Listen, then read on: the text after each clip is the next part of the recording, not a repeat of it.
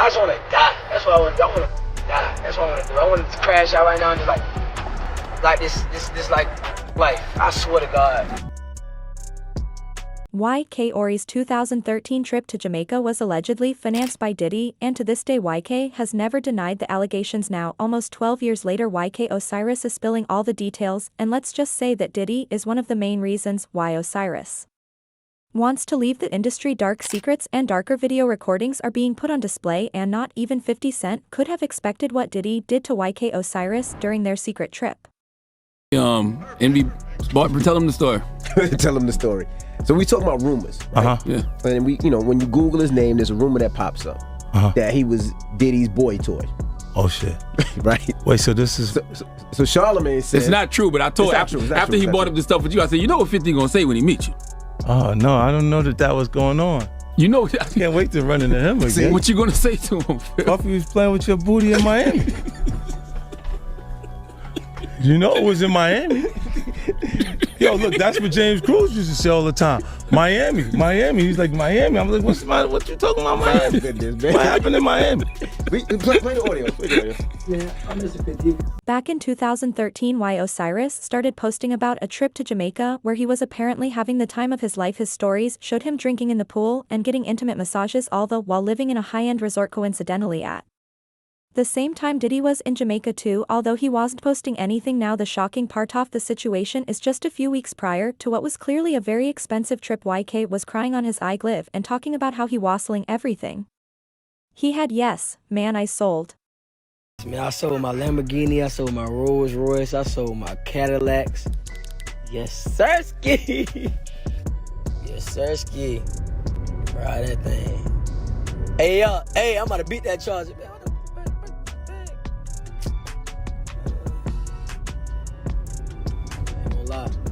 This thing gonna be yourself. I ain't gonna cap to you. Got a floss for you, nigga. God, I ain't got a floss for you, man. If y'all gonna think what y'all wanna think. If I do got it, don't got it. Y'all gonna think what y'all wanna think. I love this hunt deal. Want to think I love this deal? During the entirety of his trip, YK Osiris kept tagging Diddy under his posts and mentioning him in his stories. How does someone who is broke one weekend up partying in a 5-star resort the next? Fans had answers. One fan said, I said to myself the moment I didn't see no female or a hint towards him even being with family, I knew it was a man who sponsored the trip I was watching. Another fan said, everyone forgot that time it wasn't Diddy and YK Osiris on that trip to Jamaica. He the type to flyer out there. Have always been rumors that YK let Diddy use him so Diddy would help him pay off his loans. Since the start of his career, YK has been caught up in loans and has peeled back the layers. We see that there is reason why YK didn't even try to hide his connection to Diddy during their alleged trip to Jamaica. It was a humiliation ritual. Diddy wanted Pleato know what he was doing to Osiris. This isn't the first time Osiris has been forced to humiliate himself on social media. I always want you to, you know what these rappers, all these singers, all these big rappers y'all look up to? They always tell you what the good part about, but they never tell you what the bad part. And that's crazy, man. Yeah, they got all this money, but they dealing with emo spirits. They dealing with killing themselves. They dealing with, man, come on, man. Like, dude, like, y'all don't understand, my nigga. Stop saying that it's a God blessing. This is not from God. This is not from God. Business, and I'll be honest with you, bro.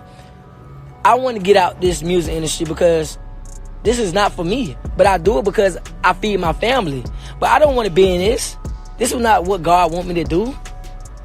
God don't want me to do this. But I do it to feed my family. I want to get out this. I want to get out of the music industry because yes, you go through pain. You go through this because this is what the devil wants you to go through to destroy yourself. The devil wants you to go through this to destroy yourself. But y'all wouldn't understand because y'all not really, some of y'all, I understand that y'all not really hooked on to it, but this is not what the God wants you to do. I'm not young. I ain't gonna hold you no more. I ain't gonna hold you no more. You owe me 60 bands, and you have to perform the song right now in the crib. What are we talking about? What are you talking about? I'm giving you an out. I'm not Baby. I'm not Boosie. You don't owe me no 2 rags, 5 rags. You owe me 60 bands. I'm playing the song right now. You ready? I need a full. You won't owe me no money right now. I swear, I need a full performance though. The real shit though.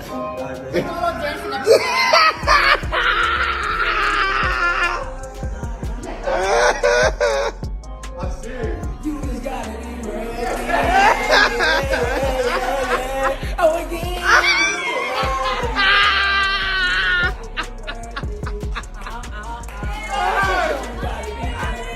Y'all keep using that Drake shit, huh?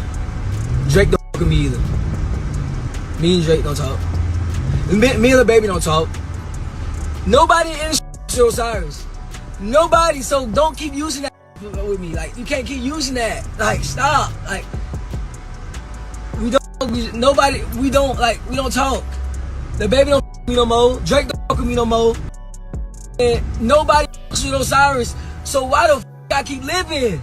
Like, I should tell y'all that y'all not getting it. Like, so you tell me why should I keep living? I don't get it. Like, why y'all saying like y'all would tell me all the time, but I'm giving y'all explanations like why should. You're struggling? You're struggling with them push-ups. You got to take drugs. You're going through so much shit to try and deal with life. You are literally, it's an unhealthy space. And so eventually you're going to go too far, you know? Who knows what happened to Philip? Who knows what he had to do in order to get to where he was at? There's a lot of things that people do that end up sitting and they can't get over it. And they got to keep getting high, hoping to get it out of their head, you know? But when you lose your man card, that's the only thing I can think of. You lose your damn man card. What is that? What do you mean by that? You give up your ability, your right to being a man. A man don't take it, a man gives it. So when you give up that man card, you don't get that back. Are you saying what I think you're saying? No, I'm saying what I'm saying. You don't get that back. You come into this world as a man one time. You give up that right for anything, for fear of being hurt, fear of somebody doing something, for wanting to gain something. When you give up that man card right, you lose some spiritual energy that has always been pushing through. Like if a woman gives up her womanly right of being a mother and taking care of her family and do all those things, when you give up those things, but when you give up your manhood, I've never seen somebody recover from it. That was all the people that went to the puffy parties. That was all the people that did all those things thinking that there was never going to be a consequence for what they were doing.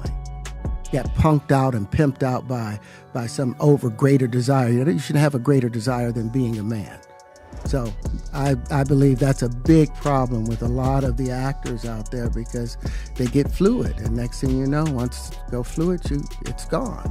You don't have any foundation to pull yourself back from. So maintain your man card. Justin Bieber and Usher went through this too.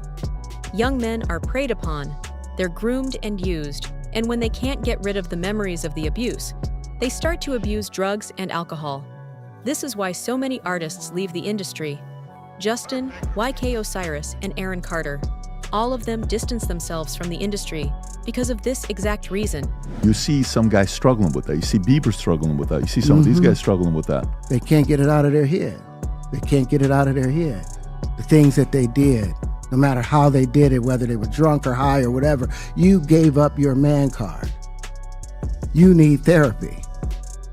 And that's the thing that hurts them the most. And so they end up on drugs, end up every way to try and get rid of any principles there are. And that's what the business does. And the women that trade their bodies to go and get the role, they get to the point where they have their Oscar, they have their money, but they don't have their dream. They don't have the soul that they started with. So it's like achieving don't mean anything.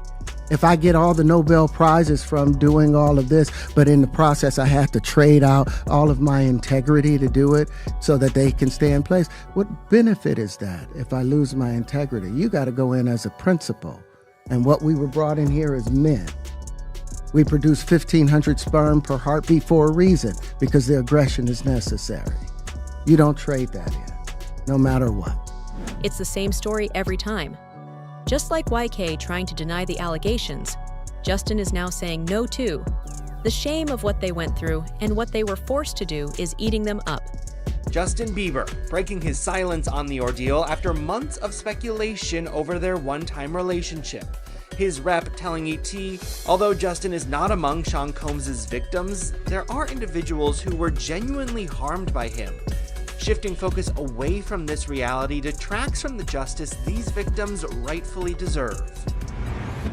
Bieber's questionable connection to Diddy piquing interest online as the rap mogul's indictment for sex trafficking and racketeering charges, which he denies, made headlines.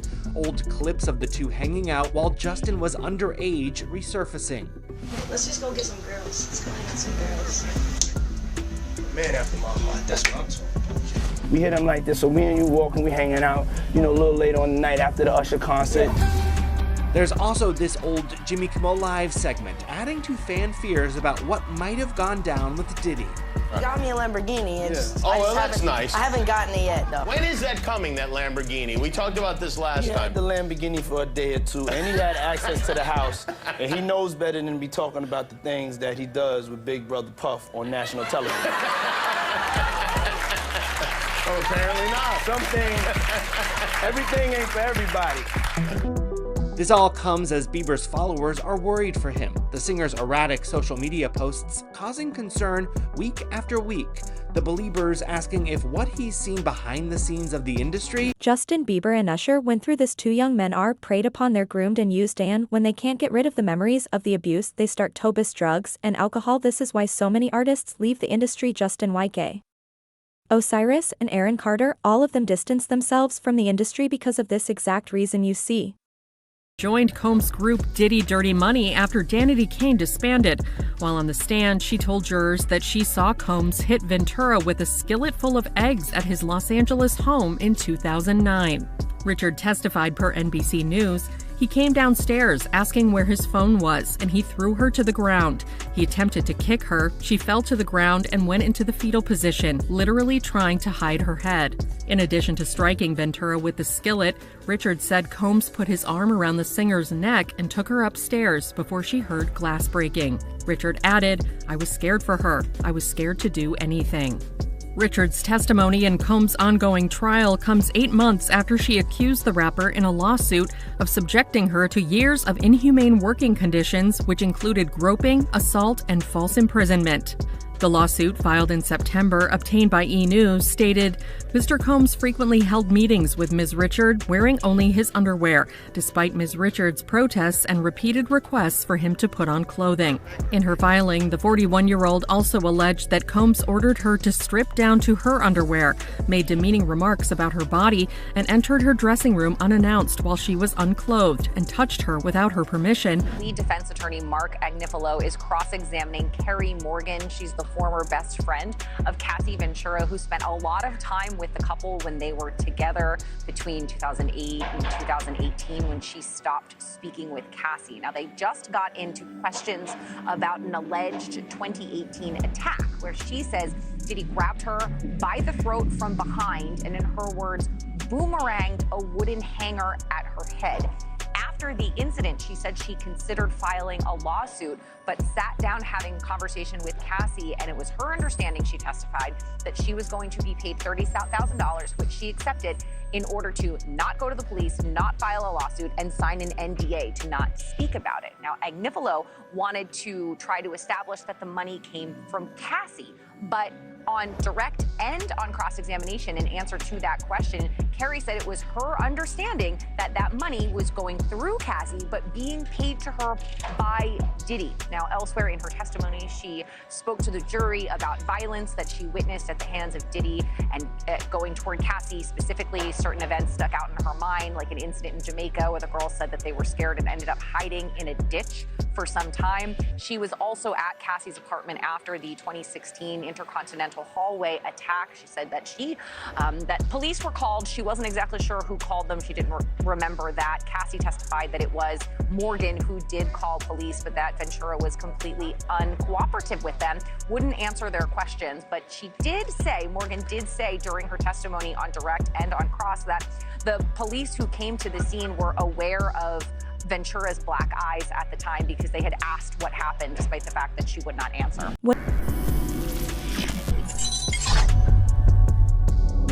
On the stand, she said that guys would climax on her and she would take the cum and rub it on Diddy's nipples.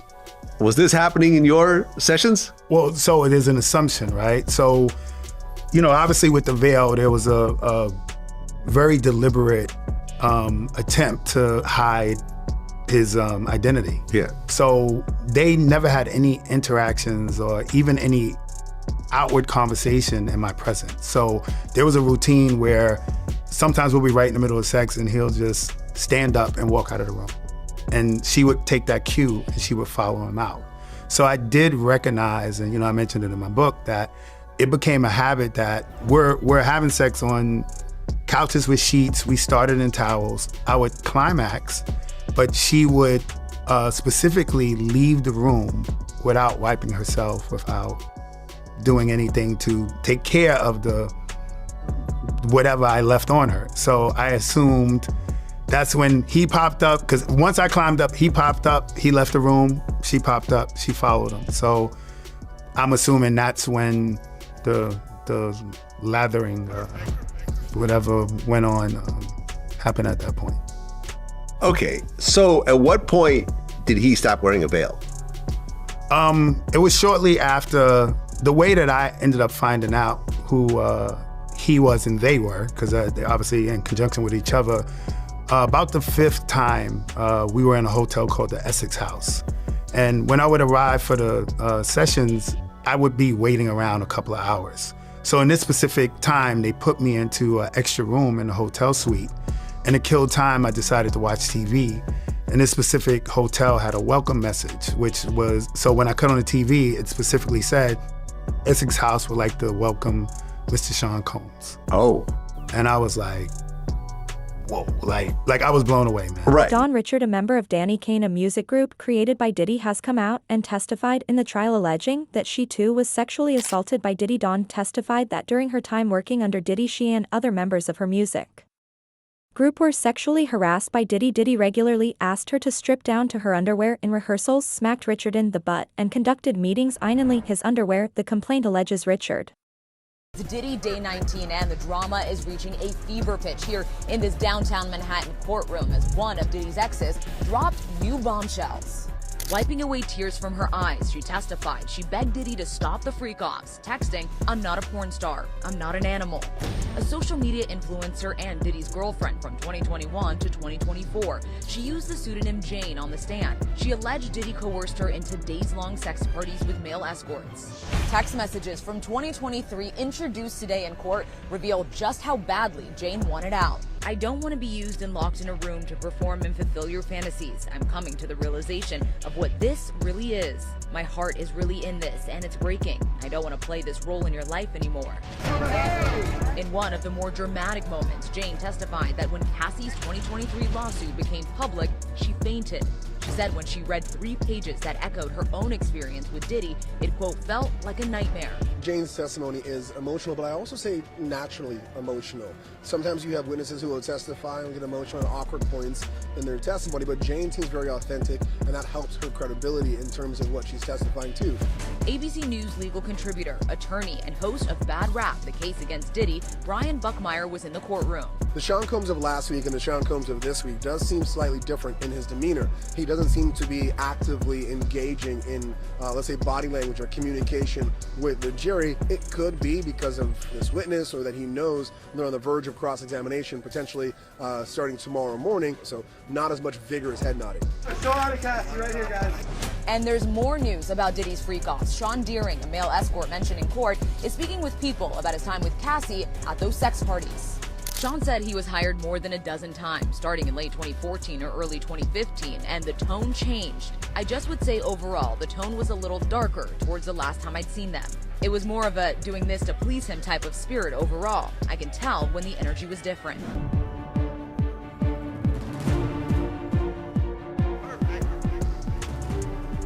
Sean Diddy Combs' ex-girlfriend is giving more graphic and emotional testimony. The woman known to the jury as Jane is testifying about a pattern of being pressured into sex acts with multiple strangers while Combs watched. She's even testified to vomiting in the middle of one of these so-called hotel nights, saying Combs responded, "Good, you'll feel better now," and prompted her to continue. Combs has pleaded not guilty to all charges, and his defense team says any sexual encounters were consensual. ABC's Rena Roy and legal contributor and criminal defense attorney Shauna Lloyd are outside that courthouse with more. Rena, what's the latest? Well, Diane, Jane has told the jury that whenever she tried to resist having sex with other men, that Sean Combs sort of had a pattern of behavior that included things like persistency and love bombing. At this point, the jury has seen a lot of text messages between Jane and Sean Combs. One where Jane says, "I'm not trying to have sex with strangers to fulfill your fetishes." And Combs tells her, "You got it all wrong."